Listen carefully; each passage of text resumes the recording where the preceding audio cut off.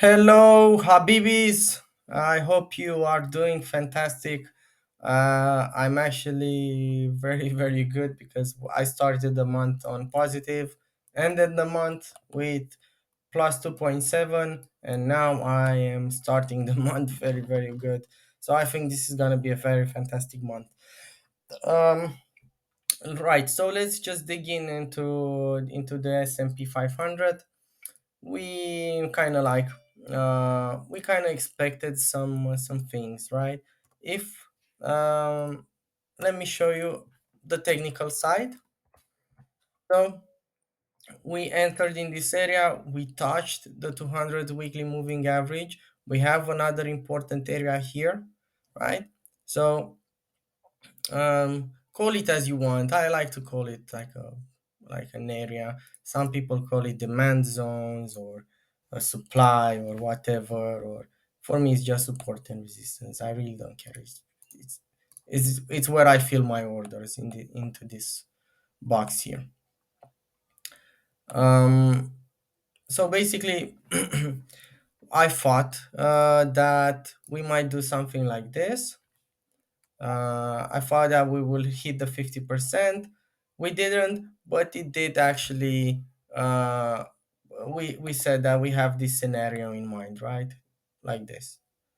So now, if it just comes down, and then I think tomorrow, I think it will just go up, or maybe consolidate here for a while and then go up. I really think the Friday jobs report will definitely show some weakness, and that will get things going. Um, in terms of macroeconomics, nothing changed. Let me.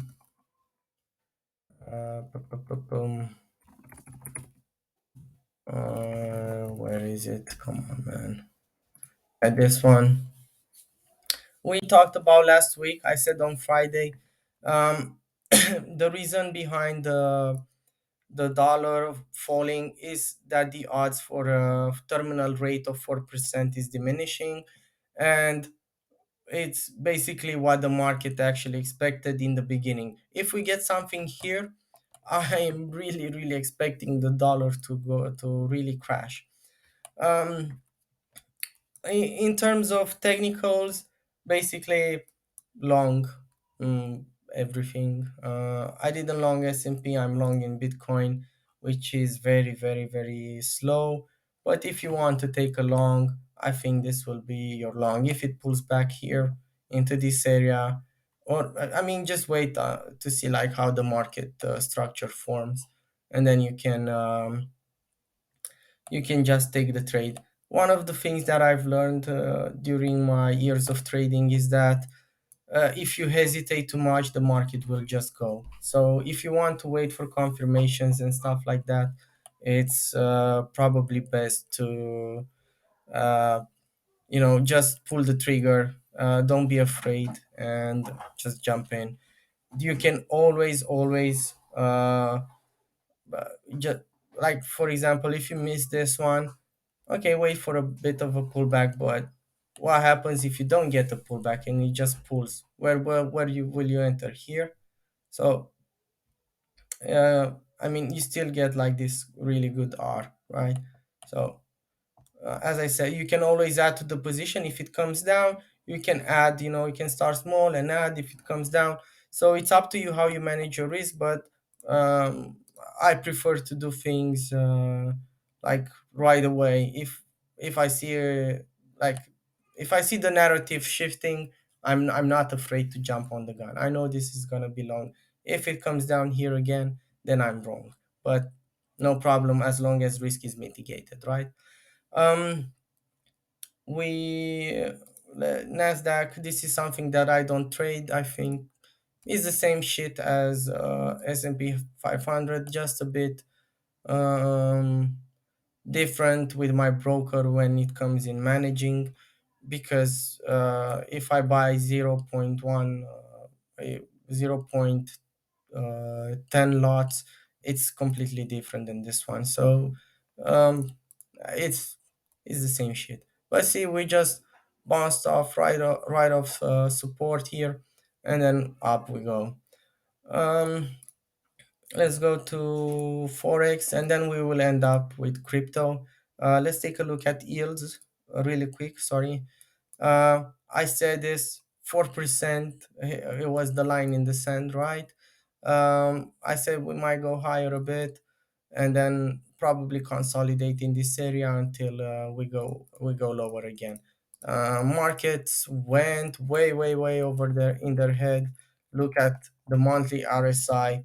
You don't see. Oh, yeah, interesting, but you don't see anywhere like the bonds being bought like this, right? So this is a very worrying sign.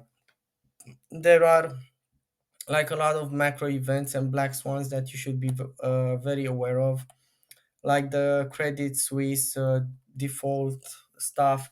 You can just go on Google and search. Credit Suisse is a Swiss bank, obviously, and it's quite big.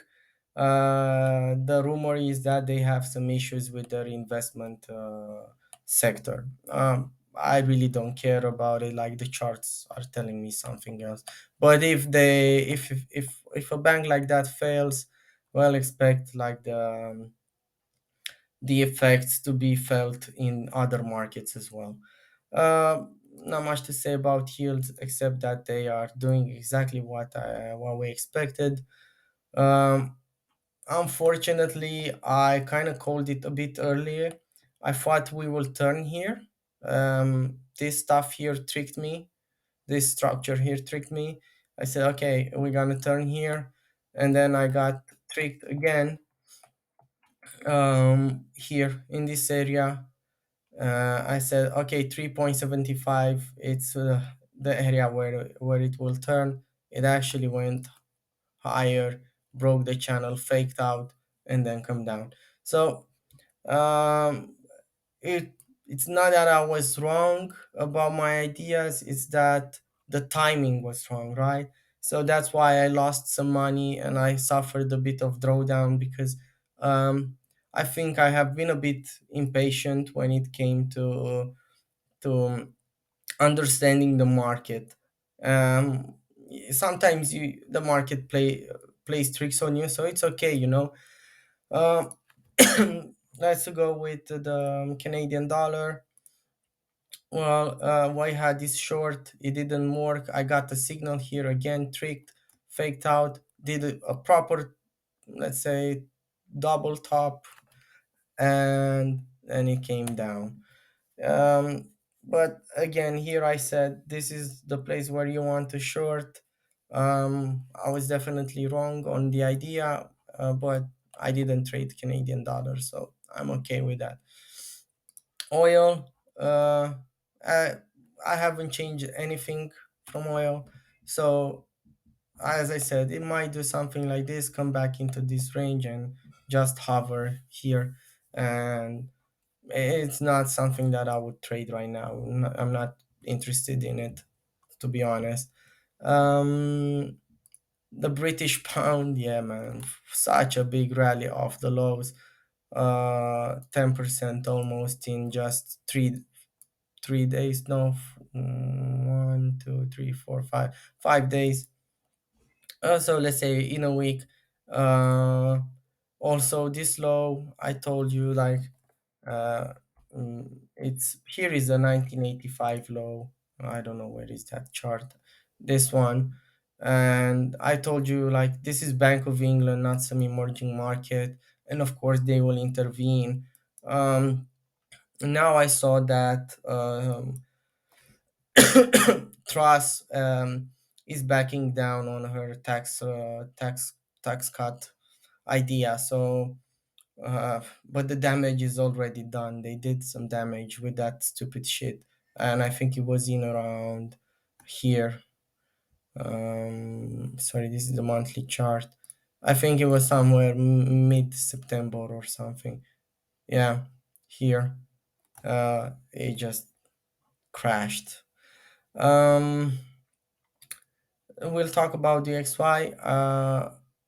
as I told you, like in the last update, as soon as government step in to help, the we talked about this in the last update, and I think I've covered everything.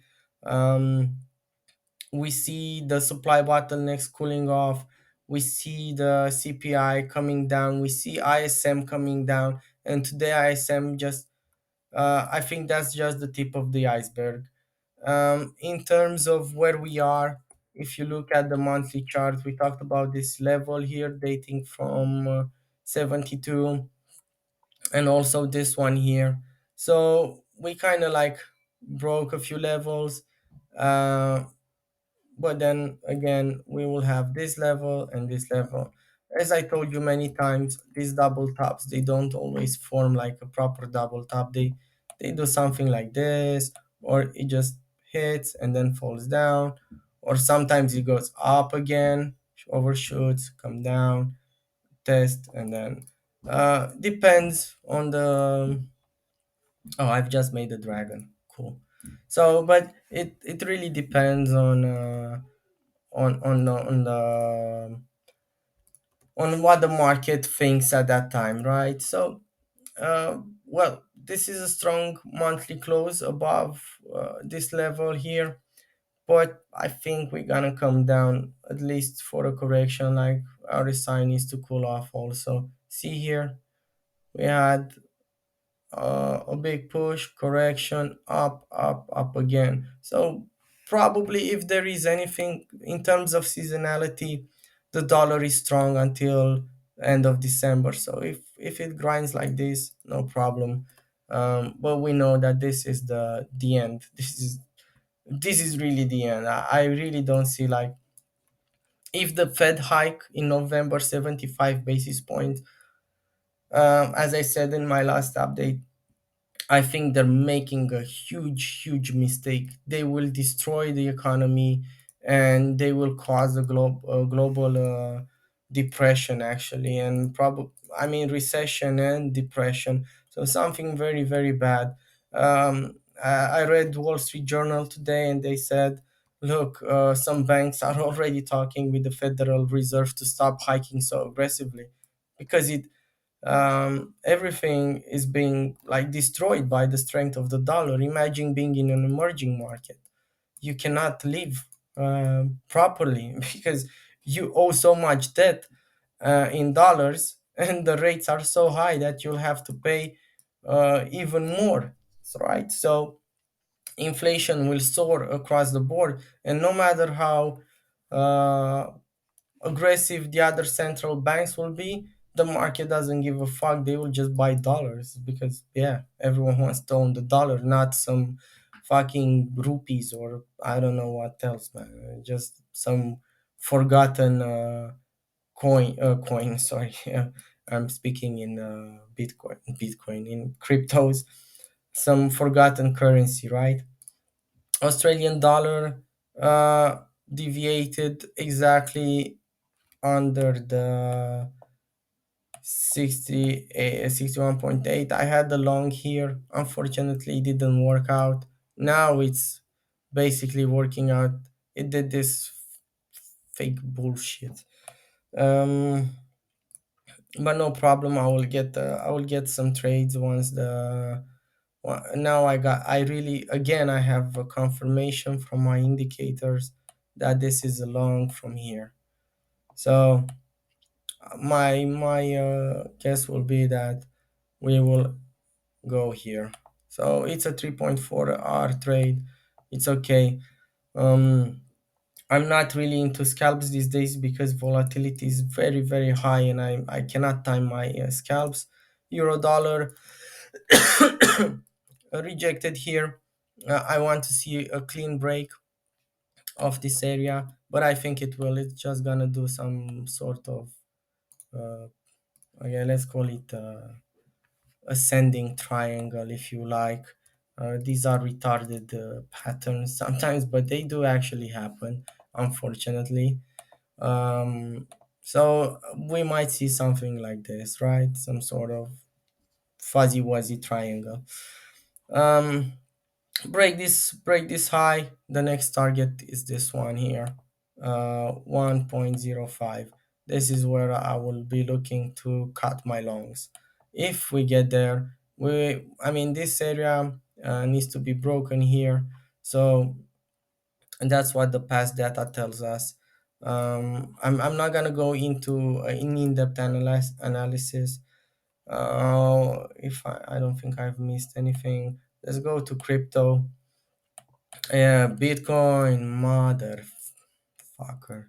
Oh yeah, this one, this shit. I mean the trade from Friday. I think it was 29. I bought here 19,261. 261. Let me delete these lines a bit because they are annoying. Um, so yeah, we finally broke. As I said in my update, 20. This is the first target, 20,500 area. This is an important area. Let me put a clean chart because maybe you'll understand better. 20,500 is the first area that I'm interested in. But I think we're gonna touch this daily moving average again, and we're gonna probably be here. Let's see this area here. We're still well above the 2018 high. This one looks it doesn't look good, but yeah, this one. So we talked about this. I will show you in one of my updates how to do like a macro top down, and how to actually trade the ranges, and how you define the ranges and everything. It's up to you if you use mechanical trades and you don't combine it with fundamentals. But if you're wondering what's driving the markets, you can always ask me in the group and I'll gladly answer. If it's for my knowledge, obviously. We broke the channel up. Not much to say. We are kind of at the midpoint. Uh, we flipped the midpoint, but I think this is just gonna grind higher. Um, my first take profits will be in around here. I want to see how price reacts so far. Uh, but yeah, very very boring price action. It was here. Um, yeah, I think I bought it here at this low here, and I just sit through all this pain. Uh, Actually, if I held this trade and didn't take profits here, if I held this trade, I would have been in a trade for so many days, uh, for 10 days. I do wait 10 days. This is one of the most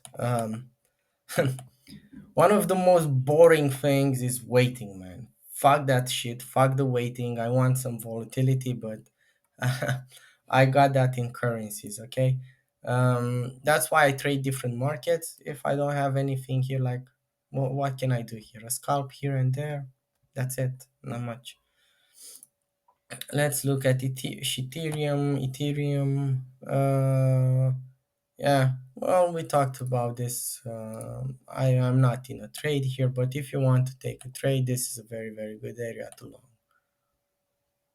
Um, so, yeah, we talked about this Fibonacci here, and we talked about this support, and and that's it for now.